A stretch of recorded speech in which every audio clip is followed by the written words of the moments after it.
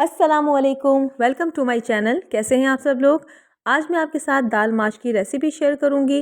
दाल माश में दो चीज़ें बहुत अहम होती हैं, एक तो इसकी खुशबू और दूसरा इसका कलर। तो इन दोनों चीज़ों को हम दाल में कैसे लाएंगे वो हम आपके साथ शेयर करेंगे। सबसे पहले हम देखते हैं इसमें क्या क्या चीज़ें इस्तेमाल होती हैं। यहाँ मैंने दाल माश ली है जिसे मैंने धोकर आधे घंटे के लिए भिगो दिया है। हाँ, मैंने 3 अदद दरमियाने साइज़ के टमाटर लिए हैं, मैंने चॉप कर लिया है। मसाले में 1 टेबलस्पून मैं यहाँ पिसी हुई लाल मिर्च शामिल करूँगी, ज़ीरा, साबुत ज़ीरा हाफ़ टी स्पून, कुटा हुआ धनिया 1 टेबलस्पून, नमक 1 टेबलस्पून, क्वार्टर टीस्पून इसमें मैं शामिल करूँगी हल्दी। यहाँ मैं शामिल करूँगी पिसा हुआ गरम मसाला हाफ़ टी स्पून, गार्निश के लिए हरा धनिया है, 1 अदद प्याज है, 1 टेबलस्पून जिंजर गार्लिक पेस्ट, 10 से 12 अदद करी के पत्ते और 2 अदद हरी मिर्च का इस्तेमाल करेंगे। तो आइए हम किस तरह से बनाते हैं। सबसे पहले हम एक पैन लेंगे जिसमें हम 1/3 कप कुकिंग ऑयल शामिल कर देंगे। ऑयल हमारा जब अच्छे से गर्म हो जाएगा तो इसमें मैं शामिल करूँगी 1 अदद बड़े साइज़ की प्याज अगर छोटी हो तो आप 2 अदद शामिल कर दें। यहाँ मैंने 1 अदद बड़े साइज़ की प्याज को रफली चॉप कर लिया है। तो इसे हम ज़्यादा गोल्डन कलर का फ्राई नहीं करेंगे। तो यहाँ मैं प्याज को फ्राई कर रही हूँ। तो जब तक हम प्याज को फ्राई करते हैं हमारे चैनल को लाइक कर दीजिए, गुड किचन को सब्सक्राइब कर दीजिए। तो देखें इस टाइप का हमने प्याज फ्राई कर लिया है। अब इसमें मैं शामिल कर दूंगी 1 टेबलस्पून जिंजर गार्लिक पेस्ट।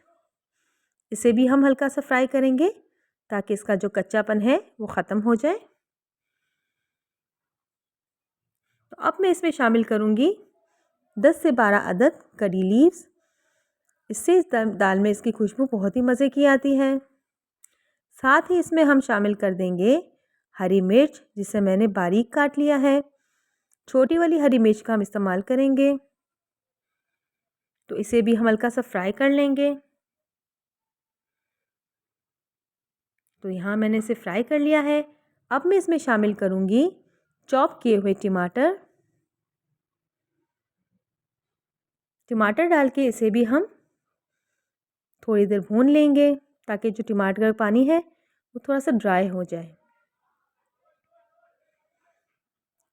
तो देखें टमाटर को हमने अच्छे से भून लेना है ताकि जो हमारा ऑयल है वो सेपरेट हो जाए।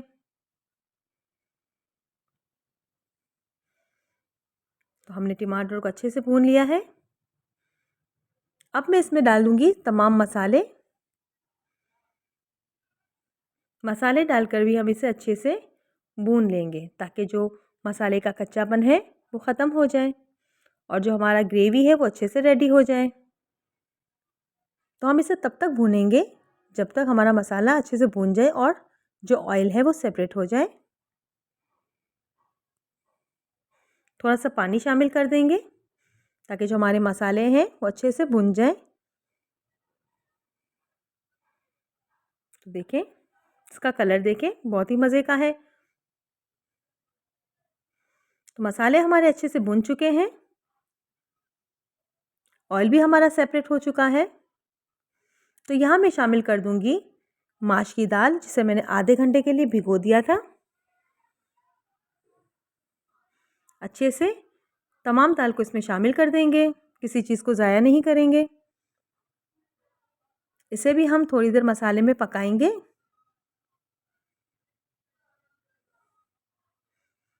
पाँच मिनट तक इसे हम मसाले में अच्छे से भून लेंगे। तो बस इस स्टेज पे हम इसमें शामिल कर देंगे पानी ताकि जो हमारी दाल है वो अच्छे से कुक हो जाए। तो यहाँ पानी शामिल करने के बाद इसे मैं कवर करके तकरीबन आधे घंटे के लिए छोड़ दूंगी ताकि जो हमारी दाल है वो अच्छे से कुक हो जाए। तो देखें हमारी जो दाल है अच्छे से गल चुकी है, बहुत ही मज़े की ये दाल रेडी हो चुकी है। तो इस स्टेज में मैं शामिल कर दूंगी इसमें पिसा हुआ गरम मसाला हाफ़ टी स्पून मैंने शामिल कर दिया है। ये होममेड गरम मसाला है।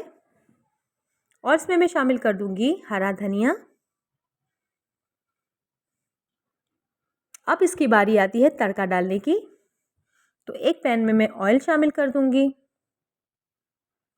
जब ऑयल हमारा अच्छे से गर्म हो जाएगा तो इसमें मैं शामिल कर दूंगी छोटे साइज़ की प्याज।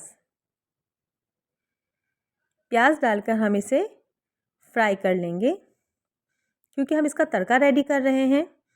इस दाल में जब एंड में हम तड़का डालते हैं तो इसका टेस्ट दुबाला हो जाता है। जब प्याज हमारी इस कलर की आ जाए तो इसमें मैं डालूंगी 3 अदद छोटी वाली गोल मिर्च। इसे भी हम फ्राई कर लेंगे और दाल में हम शामिल कर देंगे तड़का। तो देखिए हमारी झटपट सी दाल फ्राई रेडी हो चुकी है। बहुत ही क्विक बनती है ये दाल और बहुत ही मज़ेदार बनती है।